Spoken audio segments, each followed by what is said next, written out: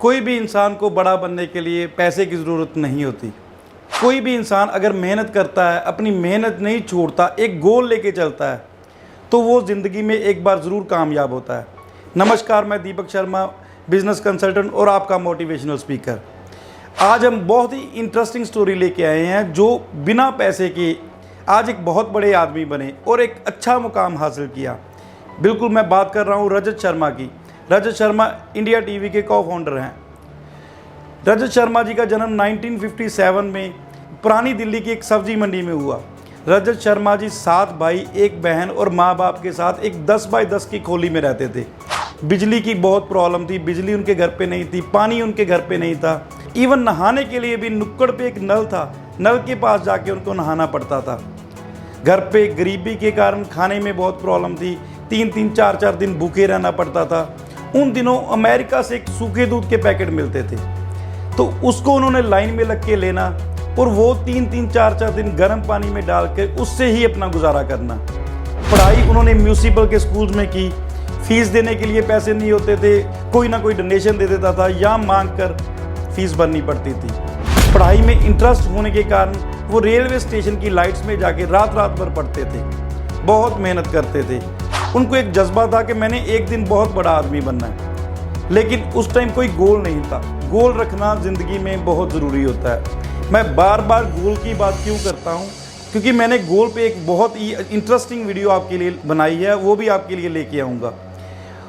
उस टाइम एक इंसिडेंट हुआ रजत शर्मा जी के साथ। रजत शर्मा जी को टीवी देखने का शौक़ था। उस टाइम दूरदर्शन चलता था और दूरदर्शन पे सैटरडे और संडे में सिर्फ एक मूवी आती थी, जो आधी सैटरडे को मिलती थी और आधी संडे को देखने को मिलती थी। घर पे गरीबी के कारण टीवी नहीं था, लाइट नहीं थी, तो पड़ोसी के घर पे जाना पड़ता था। एक बार क्या हुआ कि सैटरडे को रजत शर्मा ने आधी फिल्म देख ली और संडे को जब फिल्म देखने गए तो उनके पड़ोसी ने दरवाज़ा नहीं खोला। उस टाइम रजत शर्मा की एज सिर्फ 8 साल थी और छोटा बच्चा था। और रोते हुए जब अपने घर पे आए तो सामने पिताजी खड़े थे और पिताजी को सारा इंसिडेंट बताया कि मेरे साथ आज ये हुआ। पिताजी के मुंह से एक बात निकली कि किसी दूसरे के घर पे किसी तीसरे को देखने जाते हो, कुछ ऐसा करो कि लोग आपको देखने आए। और वहाँ से ही उनका टर्निंग पॉइंट शुरू हुआ। उन्होंने और दबा के मेहनत करनी शुरू की, पढ़ाई करनी शुरू की और कॉलेज ज्वाइन किया। और कॉलेज ज्वाइन करते ही उनके बैचमेट थे अरुण जेटली, जो हमारे एक्स फाइनेंस मिनिस्टर भी रह चुके हैं। उनके साथ उनकी अच्छी दोस्ती हुई। कुछ 1-2 लोग जो जज बन चुके हैं उनके साथ अच्छी दोस्ती हुई। उन्होंने उनको आगे की दुनिया के बारे में दिखाया, क्योंकि वो अच्छे घर से आते थे। उनके साथ बैठना उठा हुआ। रजत शर्मा जी की सबसे ज़्यादा जो मदद कॉलेज टाइम में की वो अरुण जेटली जी ने की।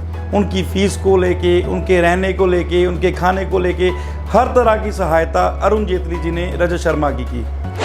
उस टाइम स्टूडेंट पॉलिटिक्स में तो थे रजत शर्मा, थोड़ा बहुत एक्टिव थे, लेकिन उन्होंने ये जर्नलिज्म को लेके या मीडिया को लेके या टीवी चैनल को लेके कुछ भी ऐसा सोचा नहीं था कोई इस चीज़ में भी मेरा कैरियर बन सकता है। लेकिन एक टाइम ऐसा आया 1982 में उन्होंने एक मैगजीन के लिए अपना आर्टिकल लिखा और उससे उनको 300 रुपये मिला। वो उनकी पहली सैलरी थी और उस टाइम 300 रुपये की अच्छी वैल्यू थी और उनको लगा कि हाँ, इसमें कोई मेरा कैरियर बन सकता है। उन्होंने उसी चीज़ की स्टडी करनी शुरू कर दी। 1982 से लेके 85 तक कोई अच्छा समय नहीं था इंडिया के लिए। 1983 में ऑपरेशन ब्लू स्टार हुआ। 1984 में इंदिरा गांधी की डेथ हुई। दंगे हो रहे थे। जर्नलिज्म बहुत ही मुश्किल था, क्योंकि जर्नलिज्म के लिए हर चीज़ को कवर करना, नए नए दुश्मन बनाना बहुत मुश्किल काम था। लेकिन इन्होंने ठान लिया था कि मैं इसी चीज़ में अपना कैरियर बनाऊंगा।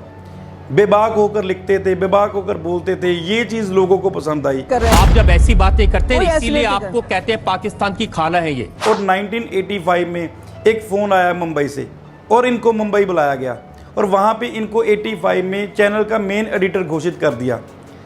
उस टाइम काफ़ी छोटी एज थी रजत शर्मा जी की और स्टार्टिंग में ही इनको इतना बड़ा पद मिल जाना। और रजत शर्मा जी जब एडिटर बने तो सबसे पहले उन्होंने एक कॉम्युनिस्ट को इंटरव्यू के लिए इनवाइट किया। वो इनके ऑफिस में आए, आकर बैठे, तो इन्होंने जाकर उनको बोला कि मैं आपका इंटरव्यू करूँगा। तो उन्होंने मुस्कुराकर बोला कि मैं बच्चों के साथ इंटरव्यू नहीं करता, आप शर्मा जी को बुलाइए जो आपके मेन एडिटर हैं। तो इन्होंने भी बताया कि मैं ही शर्मा जी हूँ और मैं ही मेन एडिटर हूँ यहाँ का। तो उनको थोड़ा सा गुस्सा आया, उन्होंने पेपर उठा के रजत शर्मा जी के मुंह पे मारे और वहाँ से उठ के चले गए कि मैं ये इंटरव्यू आपको नहीं दूंगा। लेकिन साल डेढ़ साल बाद जब उन्होंने एज ए एडिटर बहुत ही अच्छा काम किया, उनके आर्टिकल्स छपने शुरू हो गए, तो उस टाइम उनको थोड़ा सा पछतावा हुआ। उस टाइम का ये स्टेप मेरे लिए बहुत गलत था। ऐसे ही धीरे धीरे उनकी ज़िंदगी चलती रही और मुंबई में बड़े से बड़े इंडस्ट्रियलिस्ट और बड़े से बड़े सेलिब्रिटी उनको बाय नेम जानने लग गए। और उसी वक्त उनकी मुलाकात एसएल वर्ल्ड के ऑनर सुभाष चंद्रा जी से हुई। उन्होंने उस टाइम 92 में ZTV की शुरुआत की थी। उसके कारण रजत शर्मा जी और सुभाष चंद्र जी आपस में मिलते रहते थे। एक बार उन्होंने एक साथ ट्रैवल करने का भी प्लान किया। वो एक जगह से दूसरी जगह जाना था उनको, और रास्ते में उनको गुलशन कुमार मिले जो टी सीरीज़ के ऑनर थे। और गुलशन कुमार जी ने रजत शर्मा को बोला कि आप सुभाष चंद्र जी को बोल के मेरा इंटरव्यू इनके चैनल पे शूट करवाओ। और रजत शर्मा जी ने एज इट इज़ उनको बोला कि गुलशन कुमार जी आपके चैनल पे इंटरव्यू देना चाहते हैं। तो उसी टाइम सुभाष चंद्र जी ने बोला कि कोई बात नहीं, इंटरव्यू कर लेते, लेकिन एंकरिंग आप करोगे। उस चीज़ को सुन के रजत शर्मा जी थोड़ा सा नाराज़ हुए। उन्होंने बोला कि मैं आर्टिकल लिखने वाला एक आदमी, मैं इतने बड़े बड़े आर्टिकल लिख रहा हूँ, मैं एक चैनल का एडिटर हूँ और मैं एंकरिंग क्यों करूँ। अगर कोई किसी बड़े लीडर की इंटरव्यू करनी हो, उसकी टांग खींचनी हो, वो तो चलो अलग बात है, और मैंने किसी सेलिब्रिटी की इंटरव्यू नहीं करनी। और ये सुन के सुभाष चंद्र जी को थोड़ा सा गुस्सा लगा और 2-3 महीने बाद उन्होंने रजत शर्मा को दोबारा अपने घर पे इनवाइट किया और बात बताई कि मैंने एक शो प्लान किया है कि जिसमें हम बड़े बड़े लीडरों को बुलाएंगे और उनकी इंटरव्यूज़ आप करोगे। और ये चीज़ सुन के उनको फिर हुआ कि यार मैंने इस लाइन में ही नहीं आना, मैंने एंकरिंग वाला कोई काम भी नहीं करना। और सुभाष चंद्र जी के बार बार बोलने पे उन्होंने हाँ कर दी और उन्होंने उस टाइम आपकी अदालत शुरू किया। आपकी अदालत में उसी वक्त फैसला हो जाता है और फैसला देश की जनता करती है। आपकी अदालत 1993 में उसका पहला शूट हुआ था और पहले ही दिन उन्होंने लालू प्रसाद यादव का इंटरव्यू किया था। उसमें भी बहुत कुछ हुआ। लालू प्रसाद यादव जी का इंटरव्यू शाम को था और उससे पहले एक सेलिब्रिटी का इंटरव्यू था। तो टाइमिंग ना मिलने के कारण लालू प्रसाद जी सुबह 11 बजे ही सेट पे पहुंच गए और उन्होंने बोला कि पहले मेरा शूट कर लो, मैंने आगे कहीं और किसी काम पे जाना है। लेकिन उस टाइम ना तो कोई ऑडियंस थी, ना ही कोई कैमरामैन अभी तक आया था। तो रजत शर्मा ने उनको रिक्वेस्ट की कि सर इस टाइम पॉसिबल नहीं है, क्योंकि आपका जो टाइमिंग हमने रखा है वो शाम का रखा है। तो लालू प्रसाद जी ने साथ वाली बिल्डिंग पे जो लेबर काम कर रही थी उनको एज ए ऑडियंस बिठा दिया वहाँ पे स्टूडियो में लाकर, और वहाँ से उनका इंटरव्यू शूट किया।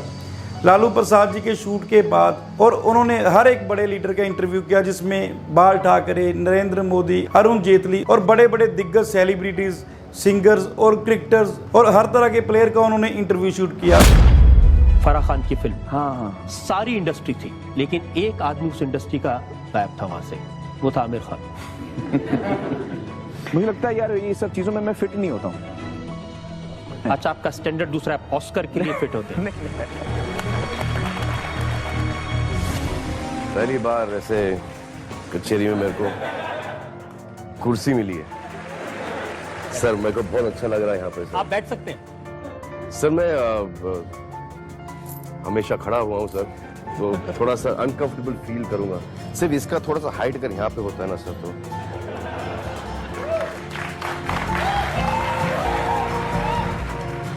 ये वही टाइम है जब आप सलमान के साथ हाथापाई की थी कटरीना के घर। मैं पाँव पड़ता हूँ आपके और मुझे माफ कर दीजिए।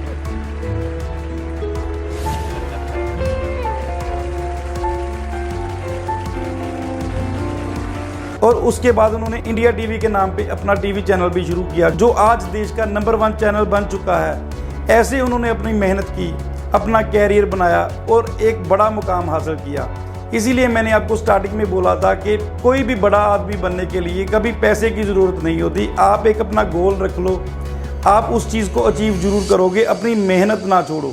और आपको एक सही गाइडेंस की बहुत ज़रूरत पड़ती है कोई भी बड़ा आदमी बनने के लिए, और सही गाइडेंस आपको एक बड़े लक्ष्य की ओर लेके जाती है।